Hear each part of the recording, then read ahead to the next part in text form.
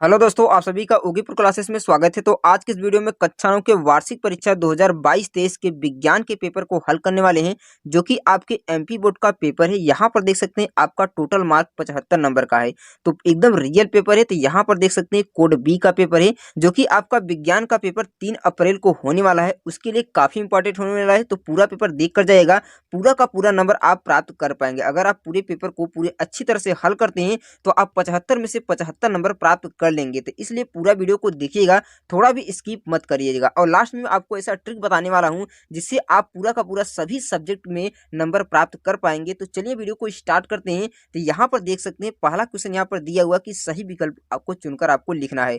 और video last तक जरूर देखिएगा और ट्रिक को जानकर जाइएगा, तभी आप अच्छा नंबर प्राप्त कर पाएंगे। नहीं तो आप बहुत ज्यादा मिस कर देंगे, बहुत ज्यादा अपॉर्चुनिटी को मिस कर देंगे। तो यहाँ पर देख सकते हैं पहला क्वेश्चन आपके सामने यहाँ पर दिया हुआ है। कह रहा है कि सही विकल्प चुनकर लिखना है। कह रहा है कि द्रव धातु का नाम बताना है। द्रव धातु का नाम क्या होता है? एकमात्र धातु जो द्रव होता है उसे कहा जाता है पारा कहा जाता है। लेकिन अगर आपसे पूछे कि ऐसा अधातु का नाम बताइए, किसका? अगर आपसे पूछे कहे कि ऐसा अधातु का नाम बताइए जो द्रव अवस्था में पाया जाता है, तो क्या बताएंगे? तो उसे आप कहेंगे ब्रोमीन। जो ब्रोमीन एकमात्र अधातु होता है जो द्रव अवस्था में पाया जाता है। और धातु पूछे तो आपको पारा बताना है, यानी पारा एकमात्र धातु होता है जो क्या होता है, क्या होता है, द्रव अवस्था में पूछा जाता है। अगर आपसे पूछे कि कमरे के ताप पर ऐसे धातु का नाम बताइए जो द्रव अवस्था में पाया जाता है, तभी आपको पारा बताना है। अगर आपसे पूछे कमरे के ताप पर ऐसे अधातु का नाम बताइए जो द्रव अवस्था में पाया जाता है, तो उसे आप क्या बताएंगे? ब्रोमीन बताएंगे। उसके बाद नेक्स्ट क्वेश्चन यहाँ पर देख सकते हैं, जी का मान दिया है कि जी का सर्वाधिक मान होता है, यानी जी का जो मैक्सिमम मान कहाँ पर होता है? जी को कहते हैं हम ग्रेविटेशन, यानी गुरुत्वाकर्षण, क्या गुरुत्वीय त्वरण कहते हैं। क्या कहते हैं? गुरुत्वीय त्वरण कहते हैं। यदि हम पृथ्वी से ऊपर की ओर जाते हैं तो गुरुत्वीय त्वरण का मान क्या होता है? घटता है।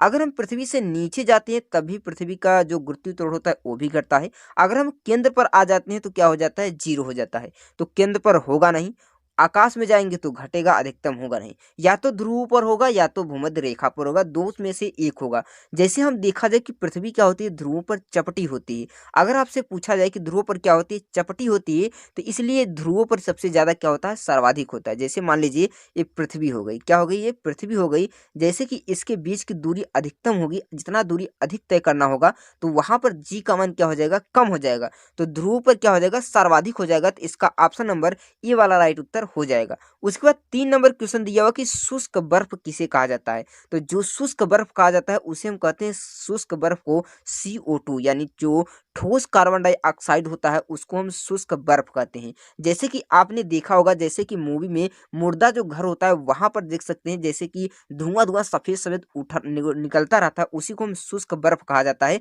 जिसे हम ठोस कार्बन डाइऑक्साइड के नाम से जानते हैं। उसके बाद नेक्स्ट क्वेश्चन यहाँ पर देख सकते हैं, कह रहा है कि कार्बन का परमाणु द्रव्यमान कितना होता है? तो कार्बन का जो परमाणु द्रव्यमान होता है वह 23 होता है। क्या होता है? 23 होता है। तो इसका ऑप्शन नंबर डी बिल्कुल राइट उत्तर हो जाएगा।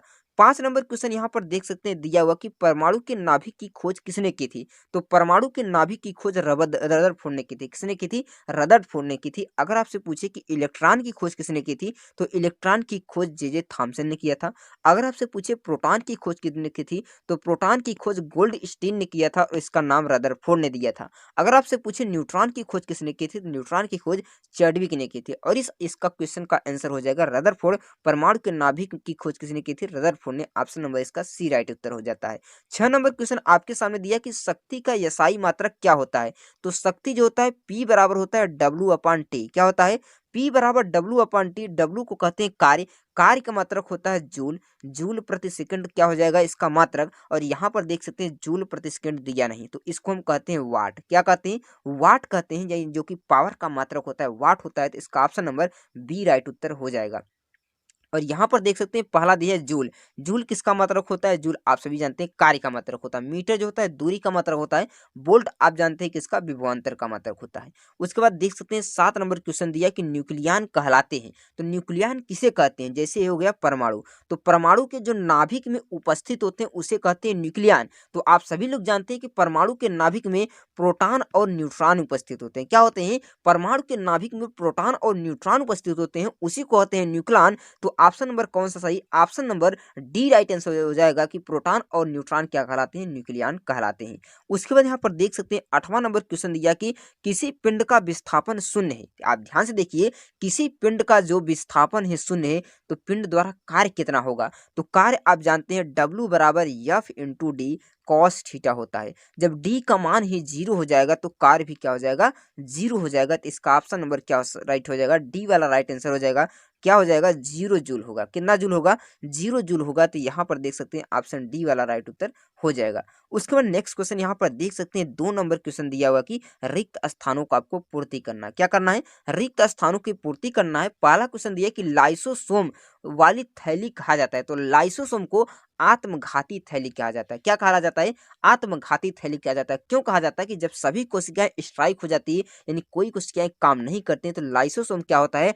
फट जाता है, जिससे सारी कोशिकाएं मर जाती है, इसीलिए इसे आत्मघाती थैली कहा जाता है। उसके बाद यहाँ पर देख सकते हैं दूसरा क्वेश्चन दिया कि परमाणु के नाभिक में उदासीन कण होता है। तो उदासीन कण का मतलब होता है जिस पर कोई चार्ज नहीं होता, जिस पर कोई आवेश नहीं होता है। तो आप सभी लोग जानते हैं कि न्यूट्रॉन में कोई आवेश नहीं होता है, तो इसी में क्या होता है? परमाणु के नाभिक में उदासीन कण कौन सा होता है? न्यूट्रॉन होता है। उसके बाद दिया है कि कोशिका में हरित लवक पाया जाता है। तो किस कोशिका में? जंतु कोशिका में कि पादप कोशिका में? तो पादप कोशिकाओं में क्या पाया जाता है? हरित लवक पाया जाता है। उसके बाद 4 नंबर क्वेश्चन दिया हुआ कि धातु ताप की विद्युत, क्या कहा है कि ऐसी धातुएं जो ताप की विद्युत की क्या होती है? सुचालक होती है। जो धातुएं होती है ताप और विद्युत की सुचालक होती है। तो यहाँ पर क्या भरा जाएगा? सुचालक भरा जाएगा। उसके बाद कहा है कि निलंबन के कणों का आकार कितना होता है? तो निलंबन के कणों का आकार होता है 10 की घाते -5 मीटर। क्या होता है? 10 घाते -5 मीटर।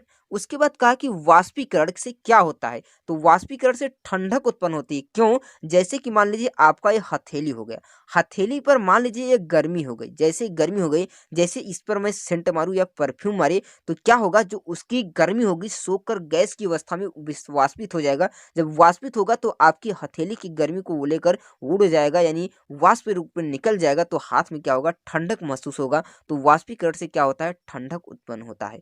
उसके बाद कहा कि 25 सेंटीग्रेड को जल की भौतिक अवस्था क्या होगी? तो 25 सेंटीग्रेड पर जो जल होता है द्रव अवस्था में होता है। किस अवस्था में होता है? द्रव अवस्था में होता है। उसके बाद 3 नंबर क्वेश्चन दिया कि आपको सही जोड़े मिलाना है। क्या करना है? सही जोड़े मिलाना है। यहाँ पर दिया कि कार्य करने की क्षमता को क्या कहा जाता है? तो आप सभी लोग जानते हैं कि कार्य करने की क्षमता को हम कहते हैं ऊर्जा। क्या कहते हैं?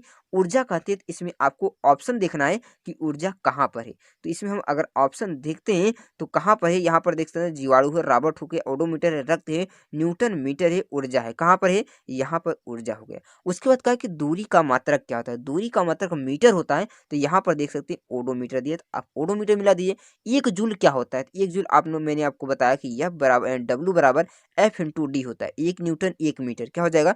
Newton metre. ऑप्शन नंबर कौन सा इसमें मिल जाएगा? संयोजी ऊतक बताना है। तो जो रक्त होता है एक संयोजी ऊतक होता है, तरल कनेक्टिव टिश्यू होता है। कोशिका की खोज किसने की थी? रॉबर्ट हुक ने किया था। संवेग का SI मात्रक क्या होता है? न्यूटन मीटर होता है। क्या होता है? न्यूटन मीटर संवेग का मात्रक। संवेग का मात्रक सॉरी क्या होता है? किग्रा मीटर पर सेकंड होता है। संवेग का मात्रक क्या होता है? किग्रा मीटर पर सेकंड होता है। उसके बाद आयन क्या है? यहाँ पर देख सकते हैं Cl क्या है? आयन है। उसके बाद केंद्र नाभ दिया है। तो आपको केंद्र नाभ किसमें मिला है? जो बच गया उसी में मिला दीजिए। केंद्र नाभ क्या होगा? जीवाणु होगा। तो इसका ऑप्शन ऊपर वाला सही हो जाएगा। उसके बाद नेक्स्ट क्वेश्चन यहाँ पर देख सकते हैं दिया हुआ कि ऐसी क्या कहा है कि ऐसी एक धातु का नाम बताइए जो कमरे के ताप पर द्रव अवस्था में पाई जाती है। आपको मैंने पहले ही बता दिया कि ऐसी धातु जो कमरे की अवस्था पर, जो कमरे में क्या होता है? द्रव अवस्था में पाया जाता है, उसे मरकरी या पारा कहते हैं। अगर आपसे पूछे ऐसी अधातु का नाम बताइए, क्या बताइए? नॉन मेटल का नाम बताइए जो कमरे के ताप पर क्या होता है? द्रव अवस्था में पाया जाता है, उसे हम कहते हैं Br यानी ब्रोमीन कहा जाता है। धातु पूछे तो मरकरी बताना है, अधातु पूछे तो ब्रोमीन बताना है। उसके बाद कहा कि संवेग का SI मात्रक क्या होता है? तो संवेग P बराबर m इंटू V होता है। तो इसका हो जाएगा SI मात्रक किग्रा मीटर प्रति सेकंड। क्या हो जाएगा? किग्रा मीटर प्रति सेकंड हो जाएगा।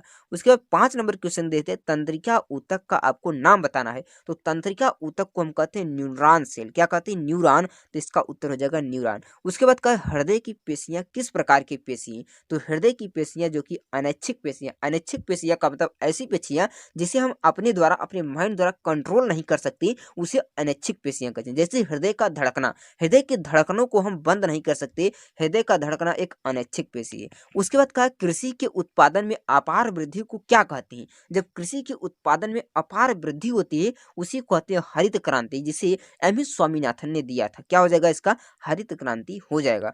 उसके बाद आपके सामने नेक्स्ट क्वेश्चन आता है कि नेक्स्ट क्वेश्चन दे रहा है कि आपको सेल्सियस इकाई में बदलना है। तो आपको सिंपली एक नियम याद करना है, जब भी केल्विन से आपको सेल्सियस में बदलना हो तो सिंपली आपको 273 को माइनस कर देना है। जब भी आप 300 में से 273 को माइनस करेंगे तो इसका आ जाएगा 27 डिग्री, और जब 573 में से आप 273 को माइनस करेंगे तो आपका आ जाएगा कितना? 300 सेंटीग्रेड। इस तरह से आप केल्विन में बदल सकते हैं। अगर आपसे पूछे कि अगर आपने सेल्सियस दिया उसमें केल्विन पूछे तो आपको 273 को प्लस कर देना है। 100 में जब 273 प्लस करेंगे तो आपका हो जाएगा 373, और इसमें करेंगे 273 हो जाएगा। तो सिंपली आपका 1 सेकंड में सभी का उत्तर आ जाएगा।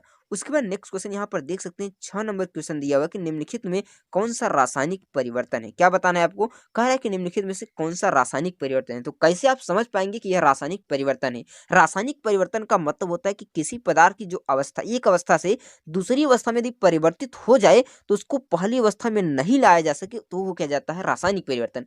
अगर हम किसी अवस्था में ले जाकर पुनः उसी अवस्था में लेकर चले आए तो हो जाता हमारा भौतिक परिवर्तन। तो यहाँ पर दो देख सकते हैं, अपने दिमाग से अंदाजा लगा सकते हैं। लोहे से जंग का लगना, जब लोहे में जंग लगकर लोहा खराब हो जाता है तो उसे पुनः लोहा नहीं बनाया जा सकता, तो यह क्या है? रासायनिक परिवर्तन है। जैसे जल से बर्फ बनना, यदि हम जल से बर्फ को बना दें तो बर्फ से हम जल बना सकते हैं, तो यह होता है भौतिक परिवर्तन। तो लोहे से जंग लगना रासायनिक परिवर्तन, और जल से बर्फ बनना क्या हो जाएगा? भौतिक परिवर्तन हो जाएगा। ये बिल्कुल राइट उत्तर हो जाएगा। वेरी इंपॉर्टेंट और एकदम सरल क्वेश्चन है। अथवा आप यहाँ से कर सकते हैं, विलयन की सांद्रता बताने वाली कोई दो विधियों का आप उल्लेख भी कर सकते हैं। उसके बाद कहा कि उपधातु का नाम बताइए और किसी एक उपधातु का नाम बताइए। उपधातु क्या होता है? और धातुओं और अवधातुओं के बीच की जो अवस्था होती है उसी को कहते हैं उपधातु। जैसे एंटीमनी हो गया, वो क्या होता है? उपधातु होता है। जर्मेनियम क्या होता है? उपधातु होता है। उसके बाद कहा कि आप किस प्रकार से पुष्टि करेंगे कि दिया हुआ रंगहीन द्रव शुद्ध जल है? उसके बाद आपको ज्ञात करना है कि रदरफोर्ड द्वारा प्रस्तुत परमाणु के नाभिक की मॉडल की आपको व्याख्या करना है, अथवा आपको समस्थानिकों के उपयोग के बारे में बताना है। समस्थानिक के उपयोग कहाँ कहाँ पर किया जाता है। 9 नंबर क्वेश्चन दिया कि 3 कक्षाओं वाले बोर के परमाणु मॉडल का चित्र बनाकर आपको उल्लेख करना है, अथवा परमाणु और अपरमाणु के नाम लिखिए। परमाणु के अपरमाणु क्या होते हैं? आप सभी लोग जानते हैं, इलेक्ट्रॉन होते हैं, प्रोटॉन होते हैं और न्यूट्रॉन होते हैं। यही 3 मुख्य अपरमाणु कण होते हैं। उसके बाद 10 नंबर क्वेश्चन दिया कि पौधों में वाष्पोत्सर्जन के आपको कार्य लिखना है, अथवा पौधों के मुख्य कितने प्रकार के होते हैं उनका नाम बताइए। पौधे में ऊतक जो होते हैं मुख्य 2 प्रकार के होते हैं, एक स्थायी ऊतक होता है और एक विभज्य ऊतक होता है। उसके बाद नेक्स्ट क्वेश्चन यहाँ पर देख सकते हैं, अथवा आपको बताना है पौधों में ऊतक कितने प्रकार के होते हैं उसका नाम बताइए। आपको मैंने बता दिया कि पौधों में ऊतक 2 प्रकार के होते हैं, एक स्थायी ऊतक होता है, एक विभज्य ऊतक होता है। आपको 11 नंबर क्वेश्चन बताएं कि रेखी पेशी का नामांकित छेद बताइए, अथवा प्रोरो का शीर्षस्थ विभोजक कहाँ पर पाया जाता है इसके बारे में आपको बताना है। उसके बाद आप 12 नंबर क्वेश्चन देख सकते हैं, अदिश राशियों को परिभाषित कीजिए और इसका उदाहरण भी दीजिए। अदिश राशियां क्या होती है? कि ऐसी राशियां जिसमें दिशा की आवश्यकता नहीं होती, केवल परिमाण की आवश्यकता होती है, दिशा की आवश्यकता नहीं होती, उसे कहते हैं अदिश राशि। अदिश राशि में जैसे हो गया दूरी, दूरी हो गया, जैसे आपका हो गया कार्य हो गया, ये सभी क्या हो? ऊर्जा हो गया, ये सभी धारा हो गया, ये सभी क्या होती है? अदिश राशि होती है। और सदिश राशि एक कौन सी राशि है जिसमें दिशा के साथ आपको परिमाण की आवश्यकता होती है, उसे हम कहते हैं सदिश राशि है। जैसे बल हो गया, ये सब क्या होगा? सदिश राशि हो गया। अथवा आपको त्वरण की परिभाषा और यसाई मात्रक बताना है। त्वरण आप सभी जानते हैं कि वेग परिवर्तन की दर को त्वरण कहते हैं। त्वरण का मात्रक मीटर प्रति सेकंड स्क्वायर होता है। 13 नंबर क्वेश्चन दिया कि न्यूटन के गति विषय का प्रथम नियम लिखना है। तो न्यूटन के गति विषय का जो प्रथम नियम होता है उसे जड़त्व का नियम कहते हैं। जड़त्व का नियम क्या कहता है कि यदि कोई वस्तु विराम अवस्था में तो विराम अवस्था में रहेगी, गति अवस्था में तो गति अवस्था में रहेगी, जब तक उस पर कोई बाह्य बल न लगाया जाए। इसी को कहते हैं न्यूटन का गति का प्रथम नियम, इसी को जड़त्व का नियम, इसी को गैलीलियो का नियम भी कहा जाता है।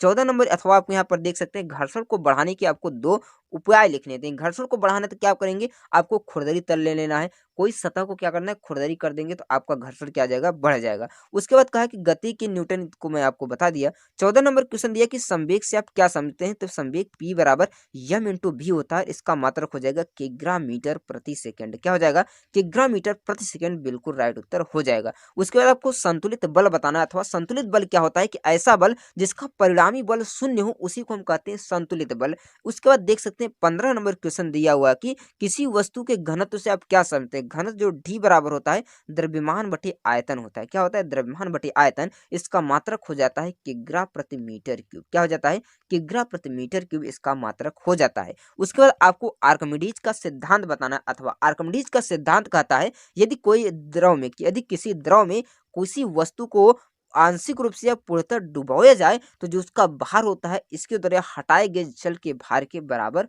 होता है। यही आर्किमिडीज का सिद्धांत कहता है। 16 नंबर क्वेश्चन कह रहा है कि क्या कारण है कि कार्क पानी पर तैरता है जबकि कील डूब जाती है। जैसे मान लीजिए एक कार्क हो गया, जैसे कि हम कार्क को पानी में डालते हैं तो डूबता नहीं। क्यों नहीं डूबता है, क्योंकि जो कार्क का घनत्व होता है जल के घनत्व से कम होता है। जब जल के घनत्व से कम होगा तो जल की सतह पर तैरेगा, जबकि कील जो होता है जल के घनत्व से अधिक होता है, जिस कारण वह जल में क्या होता है, डूब जाता है। उसके बाद नेक्स्ट क्वेश्चन आपको बताना है कि क्या कारण है कि पतले पट्टे की सहायता से स्कूल बैग को उठाना कठिन होता है। क्या होता है, आप जानते हैं कि P बराबर होता है, इससे हम कहते हैं प्रेशर। प्रेशर P बराबर F इंटू ए होता है। जब क्षेत्रफल को कम कर देंगे, पतला कर देंगे, तो फोर्स क्या हो जाएगा, अधिक लगने लगा, जिसमें क्या होगा, हाथ में चुभने लगा। यदि पट्टे को हम मोटा कर देते हैं, क्षेत्रफल बढ़ जाता है और बल कम लग जाता है और प्रेशर भी कम लगता है। इसीलिए हम क्या करते हैं, बैग जो होता है मोटा पट्टे का बनाया जाता है। उसके बाद नेक्स्ट क्वेश्चन यहाँ पर देख सकते हैं, लाइसोसोम का कार्य क्या हो। लाइसोसोम का कार्य आपको लिख लेना है, जो कि काफी इंपॉर्टेंट, अपने बायोलॉजी के क्वेश्चन से लिख सकते हैं, या गाल्जी का कार्य भी लिखना है। उसके बाद कार्य क्या है, कार्य आप जानते हैं कि W बराबर F इंटू डी होता है। किसी वस्तु द्वारा विस्थापन, यानी किसी वस्तु द्वारा विस्थापन लगाने की। उसके बाद 18 नंबर क्वेश्चन दिया कि कार्य क्या होता है, कार्य के प्रकार और उदाहरण लिखनी है। कार्य W बराबर F इंटू कॉस थीटा, आप जानते हैं वस्तु की दिशा में विस्थापन ही कार्य कहलाता है। उसके बाद अथवा आपको बताना है कि गतिज ऊर्जा के लिए व्यंजक प्राप्त करना है। के बराबर आप जानते हैं हाफ mv स्क्वायर होता है। क्या होता है, हाफ mv स्क्वायर होता है। इसको आपको हल कर लेना है। 19 नंबर क्वेश्चन यहाँ पर दिया हो कि खाद्य उर्वरक के गुणों की तुलना कीजिए, अथवा मधुमक्खी पालन की सहायता यानी महत्ता और उपयोग को अच्छी तरह से लिख लेना है अपने बुक से, जो कि काफी इंपॉर्टेंट क्वेश्चन होने वाले हैं। 20 नंबर क्वेश्चन देख सकते हैं, दिया कि निम्नलिखित पदार्थों का मोलर द्रव्यमान लिखना है। मोलर द्रव्यमान मतलब इसको आपको जोड़ना है। जैसे कि देख सकते हैं कार्बन का, एक कार्बन का 23 होता है, दो कार्बन को हो जाएगा 46, प्लस इसका हो जाएगा 2 हाइड्रोजन, 46 और 2 48 का मोलर द्रव्यमान हो जाएगा। उसी प्रकार सल्फर का होता है 32, 8 है तो 8 इसमें गुणा कर देंगे तो 8 दूना 16 हो जाएगा, 8 त्रिका 24 से 25, 256 इसका मोलर द्रव्यमान हो जाएगा। इसी प्रकार हाइड्रोक्लोरिक का आपको निकालना है। इसका होता है 17 दूना 34 यानी 35 होता है, और एक कितना हो जाएगा 36 हो जाएगा HCl का। इस तरह से आप इसका परमाणु द्रव्यमान निकाल सकते हैं। उसके बाद HNO3 का भी निकाल सकते हैं। इसी तरह जैसे मैंने आपको बताया, इसका 1 हो जाएगा, इसका 14 हो जाएगा, और इसका हो जाएगा 16 दूना 32 है, और 32 गुणा 3 में 8 16, 16 3 48 हो जाएगा। 48 से 49 और 14 जोड़ देंगे, आपका उत्तर इसका भी आ जाएगा। उसके बाद कहा कि आपको मोलर द्रव्यमान ज्ञात करना परिकलित, इसको मैंने आपको बता दिया। उसके बाद यहाँ पर अथवा आपको मोल परिवर्तन में ज्ञात करना है। मोल परिवर्तन भी अच्छी तरह से ज्ञात कर सकते हैं। मोल परिवर्तन क्या होता है, भार बटे अणुभार, भार दिया अणुभार निकाल कर भाग दे देंगे, आपका मोल भी आ जाएगा। उसके बाद 21 नंबर क्वेश्चन दिया कि किसी वस्तु के बारे में आप क्या कहेंगे, वह एक समान त्वरण से गति कर रहा है, वह असमान त्वरण से गति कर रहा है। तो इन दोनों क्वेश्चनों को आपको अच्छी तरह से घर से हल करना है, पूरे अच्छी को हल करेंगे। अथवा आपको यहाँ पर देख सकते हैं, इसको हल कर लीजिए। कहा कि अब्दुल गाड़ी से स्कूल जाने में इतने चार्ज कर पाता, और इसकी आपको औसत चाल दिया है, इसको आपको मान ज्ञात कर लेना। यहाँ पर देख सकते हैं पूरा क्वेश्चन शो करा दे रहा हूँ मैं, इसको आप देखकर अच्छी तरह से लगा लेंगे। उसके बाद कहा कि ध्वनि के वेग, चाल, आवृत्ति में आपको संबंध स्थापित कर लेना है, सिद्ध कर लेना है। अथवा आप कह रहा है कि यहाँ पर ध्वनि तरंगों के परावर्तन से आप क्या समझते हैं, ध्वनि के परावर्तन के व्यवहारों के बारे में आपको अच्छी तरह से इन सभी क्वेश्चनों को लिख लीजिए। लिखेंगे तभी इसका आपको फायदा होने वाला है। इन सभी क्वेश्चनों को अच्छी तरह से हल कीजिए, जो कि आपके एग्जाम के लिए काफी इंपॉर्टेंट होने वाला है। तो आज से आपके सभी सब्जेक्ट के पेपर यहाँ पर डाले जाएंगे, जो कि MP बोर्ड के हैं। अगर आपका कोड अलग अलग रहा रहता है तो आप अपने कोड के बारे में बता दीजिए, तो आपको उसके भी पेपर अपलोड कर दिए जाएंगे, जो कि आपके एग्जाम के लिए काफ़ी इंपॉर्टेंट होने वाला है। इस पेपर को पूरा हल कीजिएगा, जितना मैंने क्वेश्चन बताया है उसको पूरा अच्छी तरह से याद कीजिएगा।